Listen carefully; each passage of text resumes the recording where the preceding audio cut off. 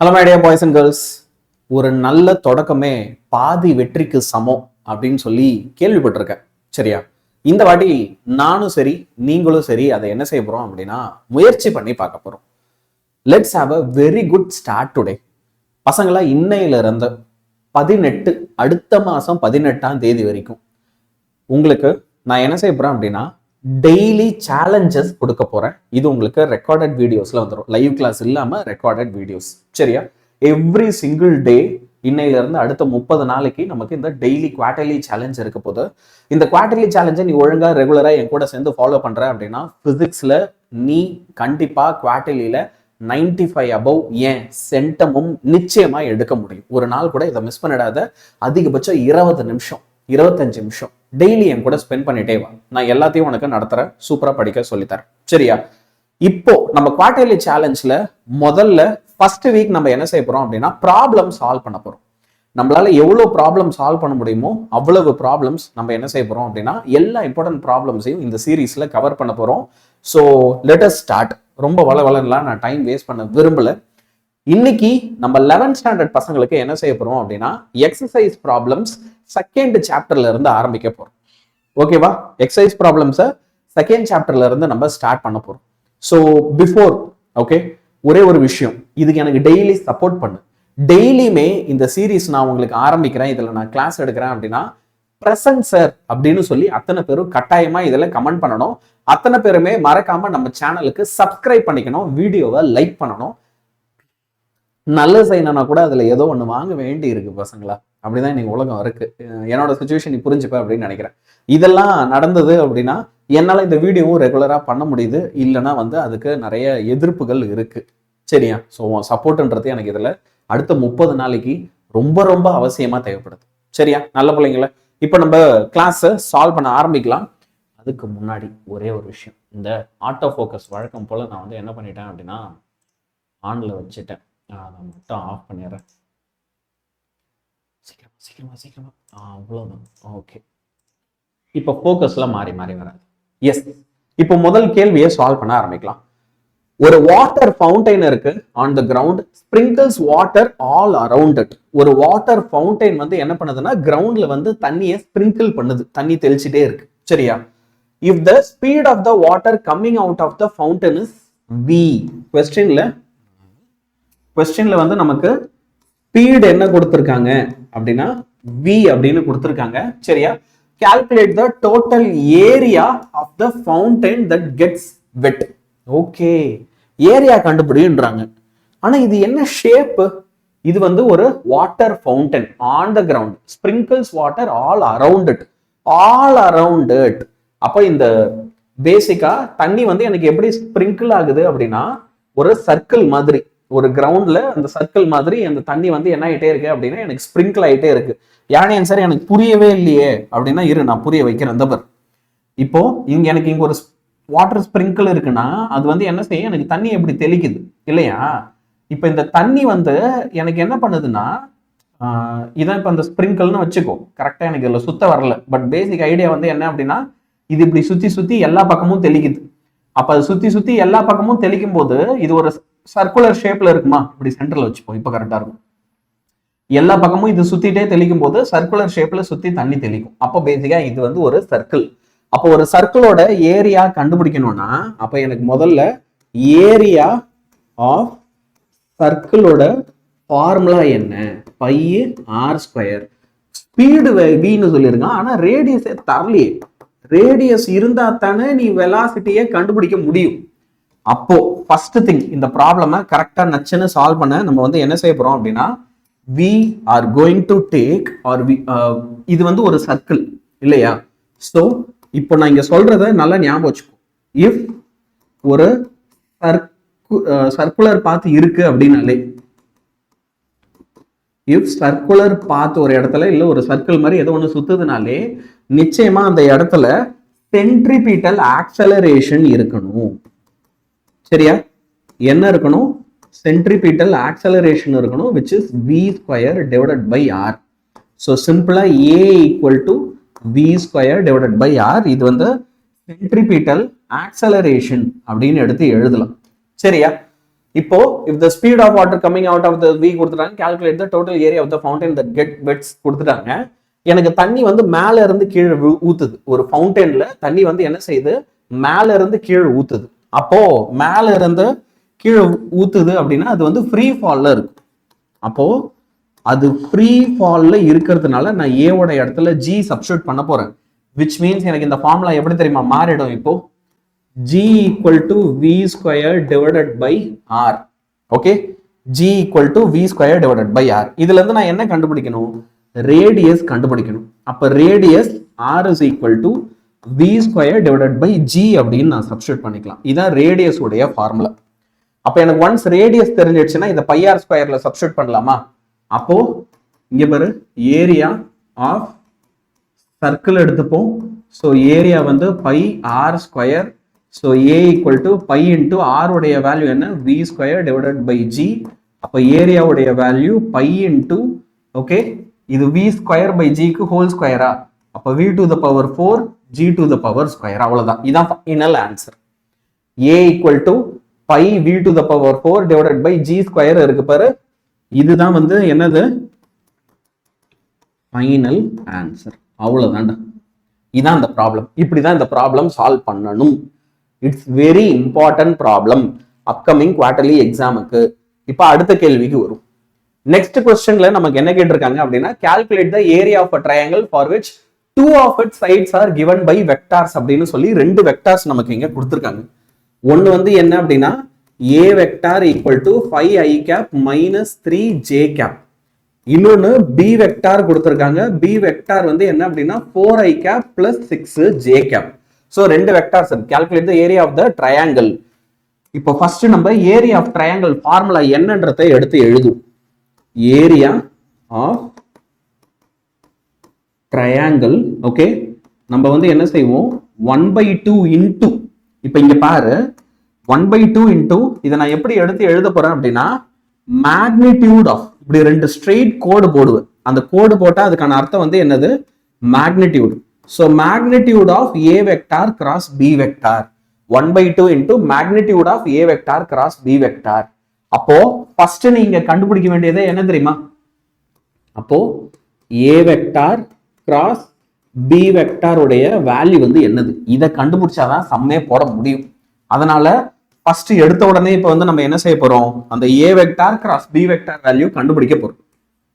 So a vector cross b vector is equal to, okay,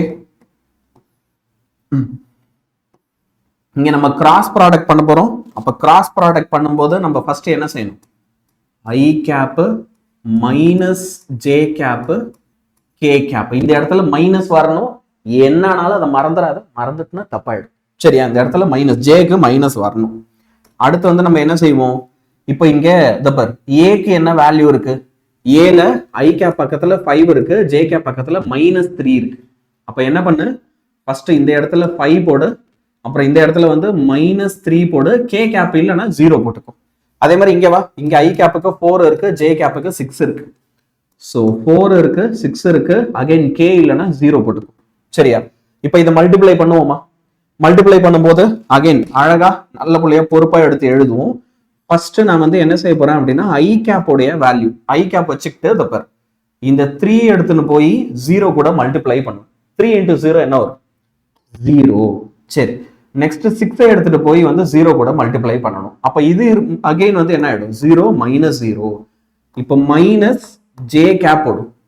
இப்ப minus j cap போட்டுட்டு next வந்து நான் என்ன செய்ய போறேன் அப்படின்னா இங்க வரும், இதான் ஜே கேப்பா, ஜே கேப்னா 5 எடுத்துன்னு போய் 0 கூட மல்டிப்ளை பண்ணும். 5 எடுத்துன்னு போய் 0 கூட, அப்ப என்ன வரும், 0.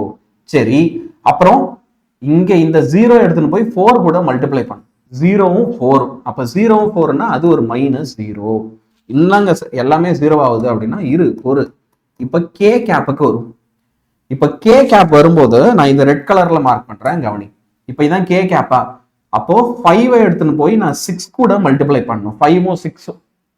ஓகே, இதெல்லாம் கொஞ்சம் நான் அழிச்சு விட்டுருவேன், ரொம்ப கேவலமா இருக்குது போர்டில் பார்த்தா, மொத்தமா இப்படிதான், இதான் பிரச்சனை. சரி,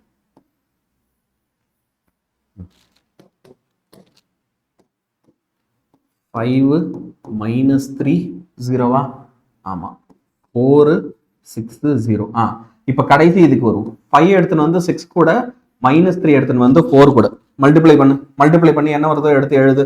which is அப்போ 30 minus of minus 12 அப்படின்னு ஒரு வேல்யூ கிடைக்கும். சரியா? இப்போ இந்த டேர்ம் எல்லாமே 0. ஸோ உனக்கு வந்து பாத்தீங்க அப்படின்னா a vector cross b vector உடைய வேல்யூ 42 k கேப் அப்படின்னு கிடைக்கும். Okay, a vector cross b vector உடைய வேல்யூ வந்து என்னது? 42 k கேப். இப்ப நல்லா கவனிச்சுனா எனக்கு இதோட வெக்டார் வேல்யூ வேணாம், மேக்னிடியூட் மட்டும்தான் வேணும். அப்போ நான் அடுத்த ஸ்டெப்ல என்ன செய்ய போறேன் அப்படின்னு பாரு. எனக்கு a vector cross b vector உடைய மேக்னிடியூட வெறும் 42ன்னு எடுத்து எழுத போறேன். இப்ப இதை கொண்டு வந்து ஏரியா ஆஃப் ட்ரையாங்கிள்ல சப்ஸ்டிட்யூட் பண்றேன். which is area of triangle equal to 1/2 into magnitude of a vector cross b vector. அப்போ சிம்பிளா 1/2 into நான் என்ன செஞ்சா போதும், 42ன்னு மட்டும் எடுத்து எழுதுனா போதும். அப்ப இது ரெண்டுத்தையும் கேன்சல் பண்ணா எனக்கு 21 வரும். இப்ப இது 42 இருக்குல்ல, இது ஏரியான்றதுனால மீட்டர் ஸ்கொயர். அப்ப இங்க 21 மீட்டர் ஸ்கொயர். இதுதான் area of triangle. Second sum போட்டாச்சு. ஏரியா ஆஃப் ட்ரையாங்கிளை இப்போ போட்டாச்சு. இப்போ அடுத்து வருவோமா? Next question. அடுத்த கொஸ்டின் வந்து பாத்தீங்கன்னா ரொம்ப சுலபமான கேள்விகள்ல ஒன்று. ஓகே, நம்மளோட புக் பேக்ல எக்ஸசைஸ் ப்ராப்ளம்ல 15th problem. If earth completes 1 revolution in 24 hours. அப்போ எர்த் கம்ப்ளீட் பண்ற அந்த ரெவல்யூஷன் டைம் பீரியட் இருக்குல்ல, அதை வந்து நமக்கு என்ன கொடுத்துருக்காங்கன்னா 24 ஹவர்ஸ்னு கொடுத்துருக்காங்க. What is the displacement made by the earth? Okay, எர்த்தோட டிஸ்பிளேஸ்மெண்ட் தீட்டா வந்து என்னவா இருக்கும்? அது ஏன் டிஸ்பிளேஸ்மெண்ட் தீட்டான்னு போட்டீங்க? ஏன்னா எர்த் கிருகிருன்னு ரொட்டேட் பண்ணும். ரொட்டேட் பண்ணோம்னா ஆங்குலர் டிஸ்பிளேஸ்மெண்ட். சரியா? ஸோ ஆங்குலர் டிஸ்பிளேஸ்மெண்ட்னா தீட்டா தான் போடணும். Okay, so angular displacement made by earth 1 hour. 1 மணி நேரத்துல எர்த் வந்து எவ்வளோ ரிவால்வ் பண்ணி இருக்கும், எவ்வளோ டிஸ்பிளேஸ்மெண்ட் இருக்கும் அப்படின்றதான் கேள்வி. சரியா? இப்போ இதுக்கு நான் வந்து என்ன செய்ய போறேன்? Express your answer in both radian and degree. இதை வந்து நம்மள வந்து என்ன செய்ய சொல்றாங்க? ரேடியன்லயும் சொல்லு, அதே மாதிரி வந்து டிகிரிலையும் சொல்லு அப்படின்றாங்க. இப்ப எர்த் ஒரு கம்ப்ளீட் ரொட்டேஷன் அடிக்குதுன்னு வச்சுப்போம். எர்த் வந்து என்னது? ஒரு கம்ப்ளீட் ரொட்டேஷன் அடிக்குது. அப்போ அந்த கம்ப்ளீட் ரொட்டேஷன்ல எவ்வளவு ஆங்கிள் அது கவர் பண்ணும்? 360 டிகிரி. சரியா? ஸோ அதை எடுத்து நான் இங்க வந்து எழுதுறேன். கவனி, total angle covered by earth, சரியா, இன் 24 hours. ஸோ இதோட வேல்யூ வந்து நான் இங்க என்ன செய்ய போறேன் அப்படின்னா 360 டிகிரி, ஒரு கம்ப்ளீட் சர்க்கிள் அடிச்சிரும். சரியா? அப்போ இந்த லாஜிக் வச்சு நான் வந்து என்ன செய்ய போறேன்? அப்போ 1 மணி நேரத்துல எவ்வளவு? ஸோ இங்க வந்து நான் என்ன செய்ய போறேன்? தென் இன் 1 hour, 1 hourல ஓகே எர்த் எவ்வளவு டிஸ்பிளேஸ்மெண்ட் அடிச்சிருக்கும் அப்படின்னு எனக்கு தெரியணும்னா தீட்டா இஸ் ஈக்குவல் டு இந்த 360 டிகிரியை நான் 24 ஹவர்ஸால டிவைட் பண்ணா போதும். சரியா? அப்போ எனக்கு இதுல 2 வகையான ஆன்சர் கிடைக்கும். ஒரு ஆன்சர், இன்னொரு ஆன்சர், ரெண்டுத்தையுமே நான் எடுத்து எழுதுறேன். ஒன்னு வந்து இந்த 360யும் 24ம் நான் அப்படியே டிவைட் பண்றேன், கம்ப்ளீட்டா டிவைட் பண்றேன் அப்படின்னு வச்சுப்போம். அப்ப அப்படி டிவைட் பண்ணும்போது எனக்கு 15 கிடைக்கும். எப்படி ஆன்சர்? 360 டிவைடட் பை 24 இருக்குன்னா நான் வந்து இதை என்ன செய்யலாம்? டிவைட் பண்ணும்போது எனக்கு 180 டிகிரி டிவைடட் பை 12ன்னு கிடைக்கும். ஓகே, அப்போ இதை அப்படியே டிவைட் பண்றேன். 360 24ஆல டிவைட் பண்றேன்னா 180 by 12 கிடைக்கும். இந்த 180 நான் அப்படியே வந்து என்ன செய்யலாம்? பை. ஓகே, 180 பைன்னு எடுத்துக்கிட்டு பை பை 12 ரேடியன் அப்படின்னு எழுதலாம். பை பை 12 ரேடியன் எழுதலாம். இது வந்து அவங்க கேட்ட express your answer in both radian and degree. So ரேடியன்ல எடுத்து எழுதிட்டு, ரெண்டாவது இதே 180 டிகிரி டிவைடட் பை 12 இன்னும் கேன்சல் பண்ணு. அப்ப இன்னும் கேன்சல் பண்ணனா இப்போ 12 15ஆல மல்டிப்ளை பண்ணனா உனக்கு 180 வந்துடும். which is அப்போ 15 டிகிரி ஓகே, இங்க நான் கண்டுபிடிச்சது வந்து ரேடியன்ல அப்படின்னா இங்க நான் கண்டுபிடிச்சது டிகிரியில. ஸோ 15 டிகிரி இல்ல π/12 ரேடியன் அப்படின்னு எடுத்து எழுதலாம். முடிஞ்சு, டன்னு. ஓகே, இப்போ fourth problem for the day. an object is thrown with initial speed. அதோட இனிஷியல் ஸ்பீடு வந்து நமக்கு என்ன கொடுத்துருக்காங்க, 5 metre per second with an angle of projection of theta உடைய வேல்யூ வந்து என்ன அப்படின்னா 30 டிகிரி கொடுத்துருக்காங்க. What is the height and range reached by the particle? So first வந்து நான் இங்க என்ன செய்ய போறேன், ஃபார்முலாஸ் என்னன்றத உனக்கு தனியாவே எழுதி போட்டுறேன். அதனால உனக்கு அதுல ஒரு கிளாரிட்டி, ஏன்னா ரெண்டு குழப்பிப்பு. இப்போ இங்க அவங்க கேட்டது மேக்ஸிமம் அது எவ்வளவு ஹைட்டு போகும்.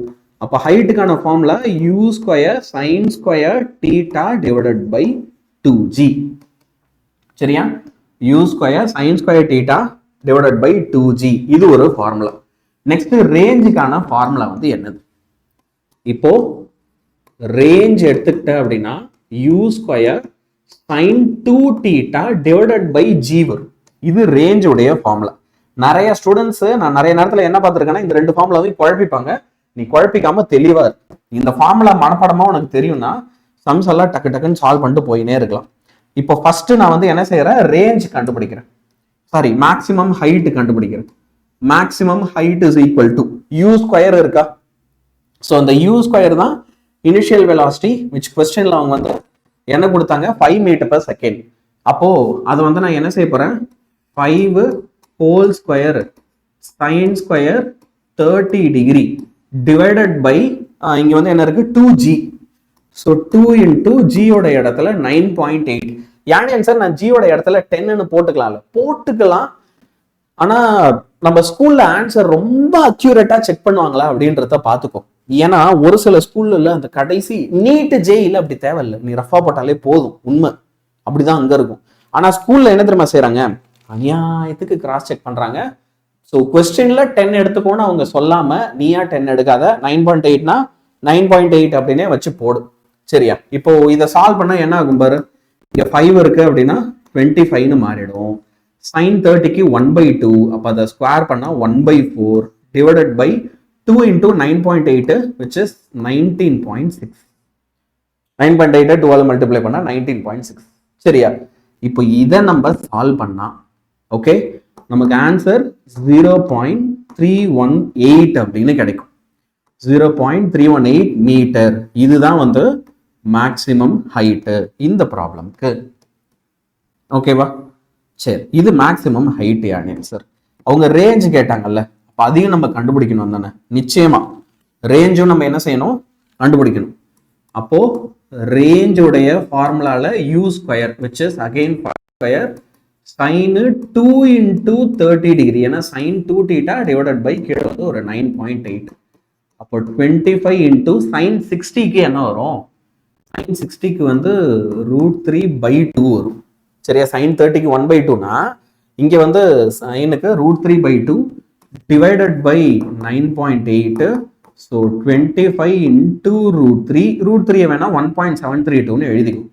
ஆஹா, ஒரு நிமிஷம், √3 தூக்கிட்டு நான் வந்து இங்க என்ன செய்யறேன், 1.732 டிவைடட் பை, இப்போ இங்க 9.8 இருக்கா, இந்த 2 9.8 மல்டிப்ளை ஆச்சுன்னா மறுபடியும் ஒரு 19.6.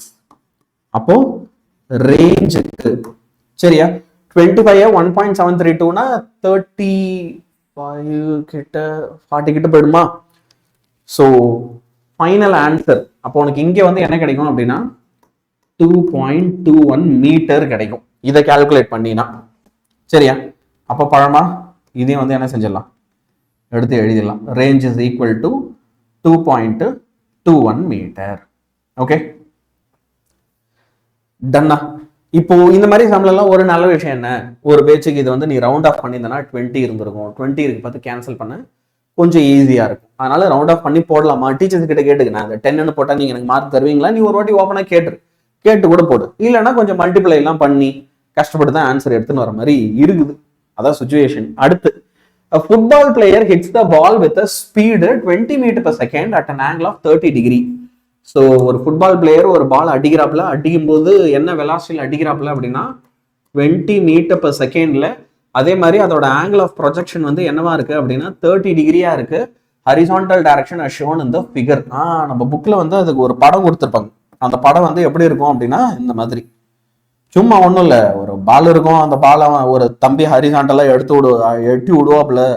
எட்டி விடும்போது அந்த பால் வந்து என்ன செஞ்சிருக்கும் அப்படின்னா அது இந்த மாதிரி ஒரு பாத்துல போய் தரையில புதக்குன்னு விழும். சரியா? இப்போ இந்த கேள்வி இங்க வந்து நம்மள என்ன இங்க கொஸ்டின்ல கேக்குறாங்கன்னா, இது கவர் பண்ண அந்த ரேஞ்ச் வந்து என்னது, இதோட horizontal range. Okay, so the goal post is at a distance of 40 meter from him. Find out whether the ball reaches the goal post or not. Okay, range அவன் எட்டி விடும்போது அது எவ்வளவு ரேஞ்ச் கவர் பண்ணுச்சுன்றத தெரிஞ்சாதான் அது 40 மீட்டர் கவர் பண்ணி இருக்குமா இல்லையான்னு உனக்கு தெரியும். சரியா? ஸோ ஃபர்ஸ்ட் நம்ம இங்க கண்டுபிடிக்க போறது ரேஞ்சு, ஆர் உடைய வேல்யூ. ரேஞ்சோட ஃபார்முலா இப்போதான் நான் உங்களுக்கு சொல்லி கொடுத்த u² sin 2θ divided by g. இதுல இப்போ வேல்யூஸ் எல்லாம் சப்ஸ்டியூட் பண்ணுவோம். அப்போ u initial velocity 20 whole square sin 2θ ஓட வேல்யூ வந்து என்னது, இவங்க என்ன கொடுத்தாங்க, 30 கொடுத்தாங்க. So 30 degree. சரியா? டிவைடட் பை ஜிக்கு நம்ம என்ன செய்யலாம், 9.8 போட்டுக்கலாம். So 400 into sine 60 degree. Sine 60க்கு நமக்கு √3/2 வரும். 2 இன்டூ 9.8ன்னு போட்டுக்கலாம். எனக்கு ஒரு சின்ன நப்பாசை, இதை நான் 10ன்னு ரவுண்ட் ஆஃப் பண்ணி போட்டால் என்ன வருது அப்படின்ட்டு 0, இது கேன்சல் ஆகிடும். 2 இருக்கு, 20 √3 இருக்கு. So 20 into 1.732. அப்போ 1.732 நான் 2ஆல மல்டிப்ளை பண்ணா போதும். விச் அப்போ எனக்கு ஃபைனல் ஆன்சர் என்ன ஆகும் அப்படின்னா 3 பாயிண்ட்ல கிடைக்கும் இல்லையா? 1.732 2ஆல மல்டிப்ளை பண்ணுவோம். ஸோ 4 6 14 வரும். 1 கேரி வச்சுப்போம். 3.464 வருது. 34.64ன்னு எடுத்து எழுதுவோம். இதே நீ 9.8 போட்டனா, சரியா, இதே 9.8 போடுற அப்படின்னா அப்போ உனக்கு வரப்போற ஃபைனல் ஆன்சர் வந்து என்னவா இருக்கும் அப்படின்னா 35 பாயிண்ட்ல வரும். இதுனா 34.64, இதுல வரப்போறது 35.35 மீட்டர். அவ்வளவுதான்டா, வேலை முடிஞ்சு. இப்போ ஓகேவா, இது வரைக்கும் முடிஞ்சது அப்படின்னா டெய்லி இதே மாதிரியே நம்ம என்ன செய்யலாம், 5 ப்ராப்ளம் நான் சால்வ் பண்ணிட்டே வரேன். 10 நாள்ல நீ 50 ப்ராப்ளம் சால்வ் பண்ணியிருப்ப. புரியுதா? எவ்ரி சிங்கிள் டே என் கூட இந்த ஒரு 20 மினிட்ஸ் இப்படி ஸ்பெண்ட் பண்ணிட்டே வா. நான் இது எல்லாத்துக்குமே பிடிஎஃப் டெய்லி தரேன். இந்த பிடிஎஃப்லாம் எடுத்து வச்சுக்க, ஒழுங்கா ஃபாலோ பண்ணு. இதை நான் அழகா ஒரு பிளேலிஸ்டா போட்டு வைக்கிறேன். 30 நாள் 30 சேலஞ்ச் சென்டம் நிச்சயம். லைக் பண்ணிடு, மறக்காம சப்ஸ்கிரைப் பண்ணிக்கோ. கொஞ்சம் ஃப்ரெண்டுக்கெல்லாம் ஷேர் பண்ணி சப்ஸ்கிரைப் பண்ண சொல்லு. அப்புறம் என்ன, கமெண்ட் பண்ணு, டெய்லி பிரசன்ட் சார்னு கமெண்ட் பண்ணு. ஓகே, மற்றபடி அவ்வளோதான். இது எனக்கு ஒழுங்காக பண்ணிட்டேன்னா போதும். சரியா? பாய் பாய்.